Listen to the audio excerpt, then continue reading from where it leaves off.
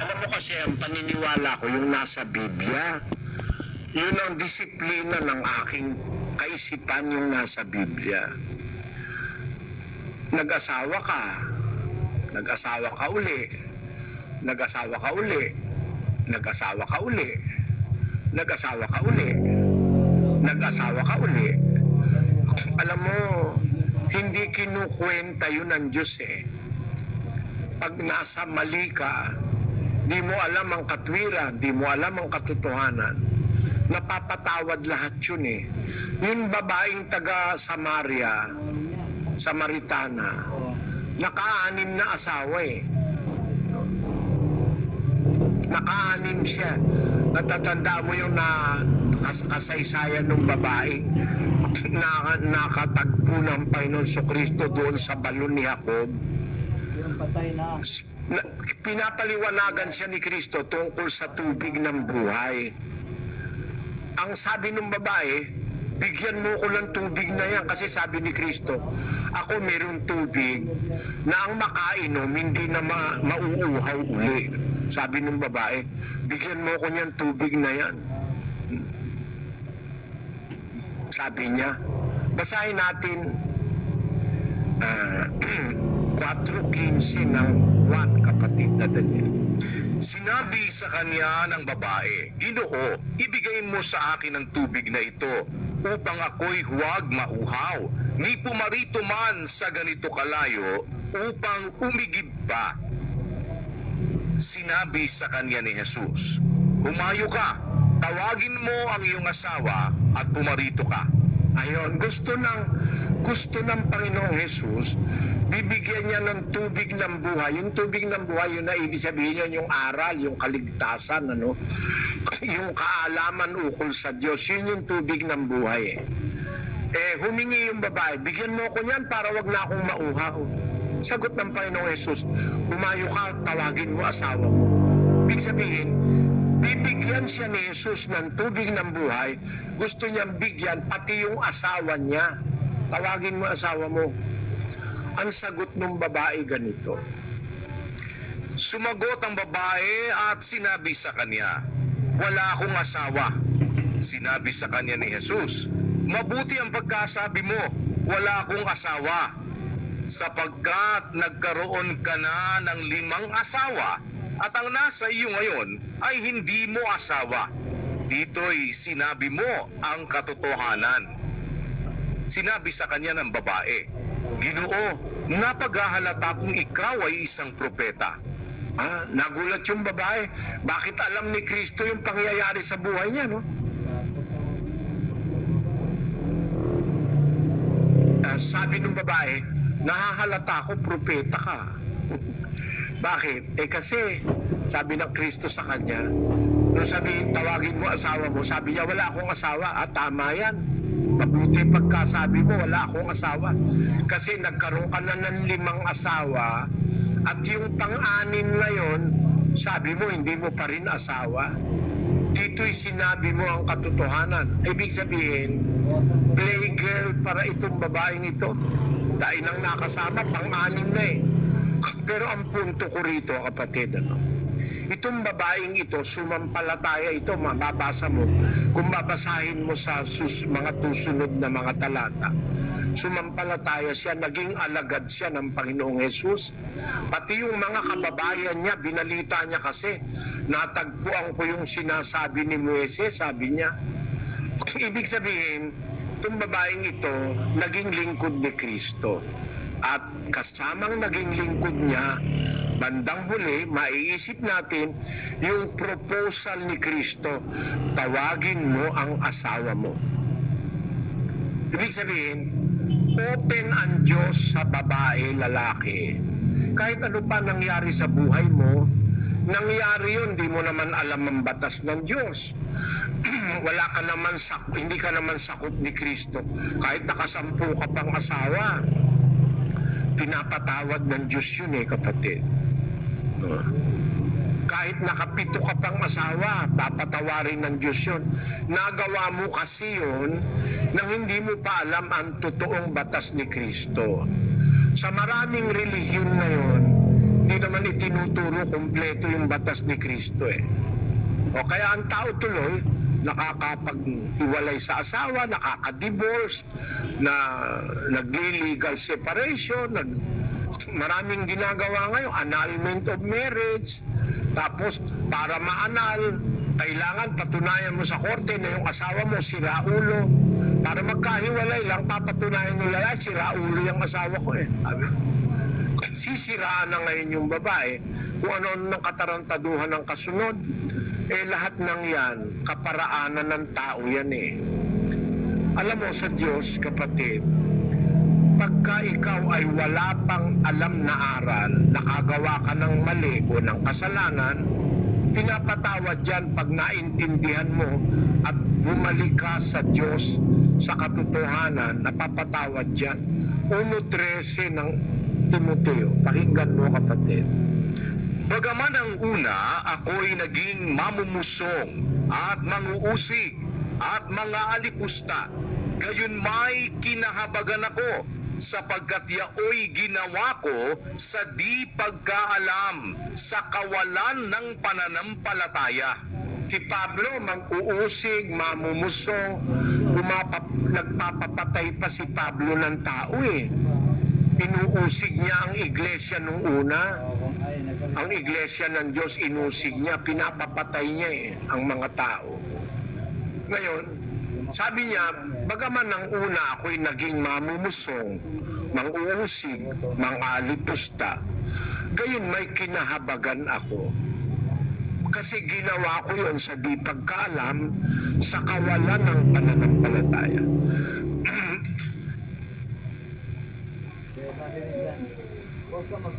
Sasabi ko sa iyo, kapatid na Raquel, doon sa sinasabi mong problema mo, nahiwalay sa asawa, Katoliko. Eh, yun namang matrimonyo ng Katoliko, yung kasal, wala namang ano yun eh. Hindi naman yun ang kasal sa Biblia eh. Kasi may bayad yun eh. At mali yung kasal na yun dahil kasal yun na sinaksihan ng mga Diyos-Diyusan, ng mga ribulto. No? Lumuhod kayo sa mga ribulto nung kayo kinakasal sa altar. Sa tig-isang kamay, may hawak na punyal. Diba yung may kanta? Sa lumang simbahan, aking napagmasdan, dalaga't binata ay nagsusumpaan. Sila'y nakaluhod sa harap ng Diyos-Diyusan. Sa tig-isang kamay, may hawak na tanduay. Sabi ng mga siraulo. Eh, wala namang kwenta yun, kapatid. Yung matrimonyong ginawa sa Katoliko, invalid yun sa Diyos. Mali kasing paraan ng pagkapasal yun. No? Ngayon, kaya merong hindi ikinasal, mas matibay pa ang marriage vows nila eh. Hindi nakasal. Nagsama lang, pero tapat ang isa't isa. At wala rin doon sa kasal ng Katoliko yung kabutihan, kundi nandoon sa budhi at konsyensya nung ikinasal. Kahit kinasal ka sa Katoliko, maganda naman ang budhi mo, no? Hindi ka naman naniniwala doon sa mga Diyos-Diyusan, pero pwede naman tumagal yung pagsasama nyo. Ngayon, ang punto ko, kapatid na Raquel, ganito. Eh may asawa halimbawang Katoliko tapos nahiwalay sa asawa.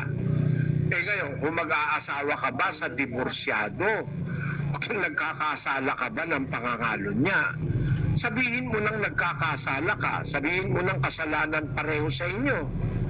Dahil pareho kayong may asawa na dati. Pero, napapatawad yan pag nagbalik loob ka sa Diyos. Gaya lang nung babaeng Samaritana, naka-anim yun. Pero yung yung yung ika-anim niyang asawa, yun ang pinapatawag ni Kristo para bigyan siya ng tubig ng buhay, mag-share sila ng kabutihan sa buhay. Kaya ibig ko sabihin, kahit ano pa yung nakaraan mo sa buhay, nakaraan ng sino mang babae, ngayon nakilala mo si Kristo, magbalik loob kayo pareho, pwede kayong makasal sa kaparaanan ni Kristo. Kaya diborsyado ka, annulled ang marriage mo, kung ano man, nangyari yon sa ilalim o sa kawalan ng pagkaalam sa batas ni Kristo. Kasi dito sa Iglesia ng Diyos, bago kayo ikasal, sasabihin sa inyo yung batas, hindi na kayo pwedeng magdiborsyo, hindi na kayo pwede uling aatras o kung ganon. Nagkakaroon ng takot ang mag-asawa sa iglesia para mag-away, maghiwalay, kasi hindi na nga pwede uling mag-asawa eh. Pagka ikaw ay ikinasal sa katotohanan, it will be forever na. 7:2 ng Roma. Sapagkat ang babae na may asawa ay itinali ng kautusan sa asawa samantalang ito ay nabubuhay. Datapwat kung ang asawa ay mamatay, ay kalagna sa kautusan ng asawa. Ayon, ang babaeng may asawa itinali ng kautusan sa asawa samantalang nabubuhay. So it will be forever until your death. No? Ngayon, yan ay nasa iglesia. Yan ay nasa ilalim ng kautusan ni Kristo. Kung wala ka naman sa ilalim ng kautusan ni Kristo, hindi naman tinuro sa'yo, hindi mo kasalanan yun, kasalanan ng pastor mo yun. Kaya bandang huli tuloy, nagdiborsyo kayo kasi marami namang iglesyang pumapayag ng diborsyo sa Kristyanismo, bawal yun. Kaya pag nag-asawa ka, make it sure talagang mahal mo siya, nakahanda ka ng sa loob ng 70 taon tuwing magigising ka sa umaga, yung mukha na yun ang makikita mo, yung amoy na yun ang maaamoy mo, nakahanda ka ng hanggang mamatay kayo, kayo lang talaga. Yun ang batas ng Diyos sa Kristiyano. Pero sa ibang iglesia, hindi ganun ang batas kung yun ang batas sa Kristiyano, yun ang dapat masunod sa mga Kristiyano sa loob ng iglesyang totoo sa Biblia. Sa Roma 3, ganito ang ating mababasa, kapatid na Raquel, 19. Ngayon ay nalalaman natin na ang anumang sinasabi ng kautusan, yaon ay sinasabi sa nangasa ilalim ng kautusan, upang matikom ang bawat bibig at ang buong sanglibutan ay mapasa ilalim ng hatol ng Diyos. Ayon, kung ano ang sinasabi ng kautusan, sinasabi yon sa nasa ilalim ng kautusan. Wala ka naman sa ilalim ng kautusan. Di naman tinuro sa'yo ng pari yung totoo. Di naman tinuro sa'yo ng baptist yung buo. Hindi pwede i-consider na nasa ilalim ka ng kautusan. Pero kung napunta ka sa isang samahan, dun sa iglesia ng Diyos na nasa Biblia, kung saan ituturo sa iyo yung kabuuan ng kautusan, nasa ilalim ka ngayon ng kautusan. Pag napailalim ka ron, wala kang problema. Kasi mag-aasawa ka lang ng talagang gustong-gusto mo, na wala kang balak na makipagdiborsyo, makipaghiwalay o makipag-away ng mortal para kayo ay maghiwalay bandang huli. You will be until death, mag-asawa kayo hanggang sa mamatay kayo.